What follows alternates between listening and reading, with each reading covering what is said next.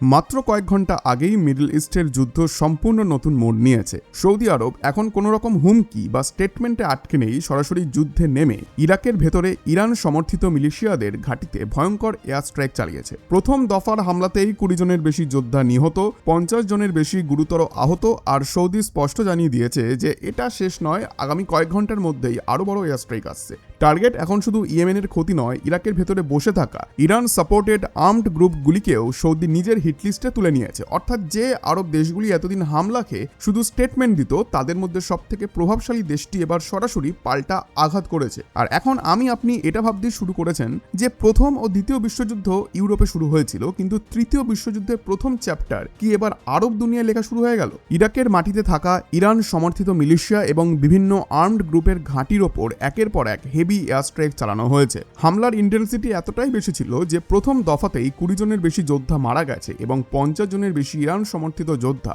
গুরুতরভাবে আহত হয়েছে। নাও সৌদি আরব এখানে জানিয়েছে যে এই হামলা তারা সেলফ ডিফেন্সে করেছে। এখানেই বিষয়টি শেষ নয়, আগামী কয়েক ঘন্টার মধ্যেই আরো বড় স্ট্রাইক লঞ্চ করা হবে। টার্গেট শুধু ইয়েমেনের হুতি বিদ্রোহীরা নয়, ইরাকের ভেতরে থাকা ইরান সমর্থিত মিলিশিয়াও এবার সৌদির হিটলিস্টে ঢুকে গেছে। আর বিশ্বাস করুন, গত কয়েক মাসে এই প্রথম কোনো আরব দেশ চুপচাপ মার খাওয়ার বদলে পাল্টা আঘাত করলো। এতদিন সৌদি আরব সহ প্রায় সমস্ত আরব দেশ শুধু হামলাই সহ্য করে এসেছে। প্রথমে ইরানের অ্যাটাক, তারপর ইয়েমেনের হুতিদের হামলা, তারপরে ইরাকে বসে থাকা ইরান সমর্থিত মিলিশিয়ারদের অ্যাটাক। সবাই যেন ধরে নিয়েছিল আরব দেশগুলির কাজই হচ্ছে হামলা খাওয়া, তারপর দুটো কড়া শব্দে বিবৃতি দেওয়া, আর শেষে আমেরিকার দিকে তাকিয়ে বসে থাকা। কিন্তু এবার সেটা দেখা যাচ্ছে না। প্রথমবার কোনো আরব দেশ সরাসরি ইরান সমর্থিত যোদ্ধাদের ওপর কাউন্টার অ্যাটাক করেছে। ঠিক এই কারণেই ইরানের মিডিয়াতেও এখন আলোচনা শুরু হয়েছে যে আগামী কয়েক ঘন্টার মধ্যেই তেহরানের রেসপন্স আসবে।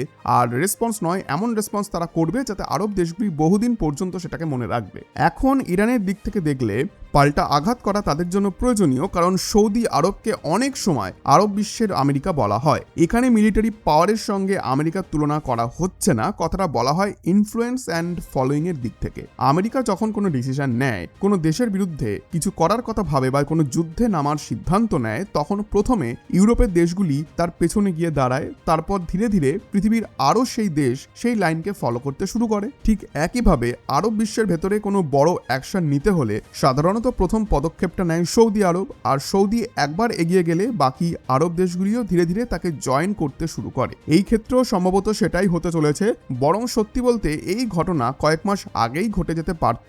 ইরান যখন আরব দেশগুলির ওপর একের পর এক অ্যাটাক করছিল, তখন ইউনাইটেড আরব এমিরেটস সৌদি আরবকে পরিষ্কার বলেছিল, আমাদের আমেরিকা ও ইসরায়েলের সঙ্গে জয়েন করা উচিত, সবাই মিলে ইরানের বিরুদ্ধে জয়েন্ট অ্যাকশন নেওয়া উচিত। কারণ ইউএইর লজিক ছিল খুব সিম্পল, যে যতদিন ইরান বুঝবে যে আরব দেশগুলি কোনো রেসপন্স দেবে না, ততদিন ইরান হামলা চালিয়েই যাবে। কিন্তু সেই সময় সৌদি আরব এই প্রস্তাবে রাজি হয়নি। উল্টে এই বিষয়টি নিয়ে সৌদি আরব এবং ইউএইর মধ্যে বিরোধ পর্যন্ত তৈরি হয়েছিল। আর সৌদির সেই নিষ্ক্রিয়তার ফল কি হয়েছিল জানেন? আরব দেশগুলির চুপ করে থাকাকে ইরান এবং তার প্রক্সি গ্রুপগুলি দুর্বলতা হিসেবে দেখছিল।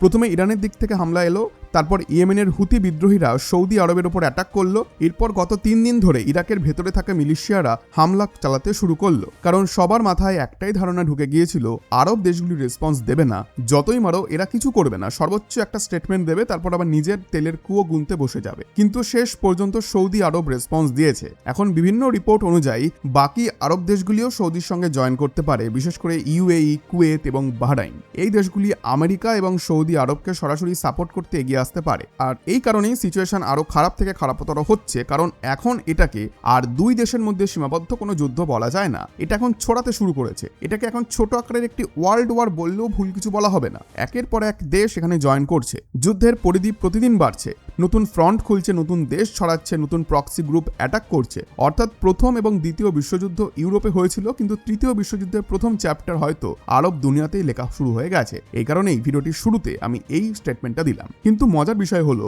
সৌদি আরবের এই হামলা নিয়ে আমেরিকাতে মোটেও সেলিব্রেশন চলছে না। বরং আমেরিকার বহু পলিটিশিয়ান এই অ্যাকশনটা নিয়ে খুশি নন। তাদের আশঙ্কা, সৌদি আরব এই অ্যাটাকটা করে পুরো পরিস্থিতিতে আরো বেশি আগুন ধরিয়ে দিয়েছে। কারণ ইরান কোনো দুর্বল বা অসহায় দেশ নয় যে দুটো মিসাইল মারলেও সে চুপ করে বসে থাকলো। ইরান যদি তার কমপ্লিট শক্তি দিয়ে সৌদি আরবের বিরুদ্ধে নামে, তাহলে এত মিসাইল এবং ড্রোন লঞ্চ করতে পারে যে সৌদিকে শ্বাস নেওয়ার পর্যন্ত সময় দেবে না। সৌদি আরবের একের পর এক strategic location, oil facility, military base এবং বড় শহরকে টার্গেট করার ক্ষমতা ইরানের রয়েছে। সহজ ভাষায় বললে সৌদির ইটের জবাব পাথর দিয়ে দেওয়ার ক্ষমতা ইরানের আছে। সেই কারণেই আমেরিকার পলিটিশিয়ানরা মনে করছেন সৌদি আরব অ্যাটাক করে আগুনে ঘি ঢেলেছে, এখন ইরান রেসপন্স দেবে, তারপর সৌদি আবার পাল্টা অ্যাটাক করবে, আর এভাবেই যুদ্ধটা আরো বড় হতে থাকবে। আর যুদ্ধ যত বড় হবে, আমেরিকার পক্ষে এই কনফ্লিক্ট থেকে বেরিয়ে আসা এবং নিজেদের দেশে ফিরে যাওয়া ততটা কঠিন হবে। আমেরিকা আরো গভীরভাবে এই কাদায় আটকে যাবে। এখন অনেকে বলবেন এতে আমেরিকার সমস্যা কোথায়? সৌদি যদি আমেরিকার পাশে আসে তাহলে তো আমেরিকার শক্তি আরো বেড়ে যাবে।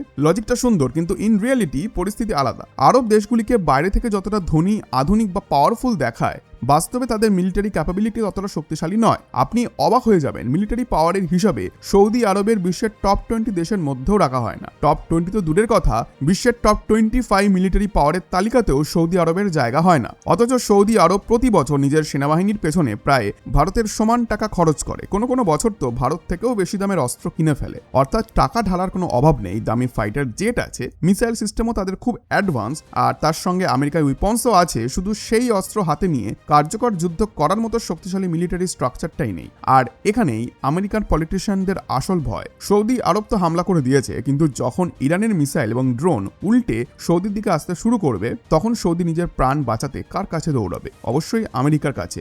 তখন আমেরিকাকেই সৌদি আরবকে প্রোটেক্ট করতে হবে। আমেরিকাকে মিসাইল ডিফেন্স সিস্টেম দিতে হবে, এয়ার ডিফেন্স চালাতে হবে, মিলিটারি বেস রক্ষা করতে হবে এবং প্রয়োজনে সরাসরি কাউন্টার অ্যাটাক করতে হবে। অর্থাৎ সৌদি যুদ্ধ শুরু করলো আর যুদ্ধের আসল বোঝা এসে পড়বে আমেরিকার ঘাড়ে। বেশ আরামদায়ক অ্যারেঞ্জমেন্ট, তাই না? বড় চিন্তার বিষয় হলো, ধরা যাক আমেরিকা ইরানের সব অ্যাটাক আটকাতে পারলো না। কিছু মিসাইল যদি আরবের কোনো ইম্পর্টেন্ট লোকেশনে গিয়ে পড়ে, কোনো বড় অয়েল ফ্যাসিলিটিকে ধ্বংস করে দেয় বা কোনো ইম্পর্টেন্ট শহরে আঘাত করে, তাহলে ইন্টারন্যাশনালি সেটা সৌদি আরবের ফেইলার হিসেবে দেখা হবে না, সেটা দেখা হবে আমেরিকার ফেইলার হিসেবে। পৃথিবী বলবে আমেরিকা নিজের সবথেকে গুরুত্বপূর্ণ আরব এলাকাকেই প্রোটেক্ট করতে পারলো না। এই কারণেই আমেরিকার ভেতরে সৌদি আরবের এই এয়ার স্ট্রাইক নিয়ে আনন্দের বদলে উদ্বেগ তৈরি হয়েছে। এখন দেখার বিষয় আগামী 24 ঘন্টার মধ্যে ইরান কি রেসপন্স দেয়। কিন্তু একটা বিষয় এখন থেকেই মাথায় লিখে রাখুন, এই যুদ্ধ খুব তাড়াতাড়ি শেষ হচ্ছে না, বরং এটা আরো তাড়াতাড়ি এসকেলেট করবে। আই হোপ আজকের এই ভিডিওটি আপনাদের ভালো লেগেছে। আর এই বিষয়ে যদি আপনাদের কোনো মতামত থাকে তাহলে অবশ্যই কমেন্টে জানাতে ভুলবেন না। ধন্যবাদ।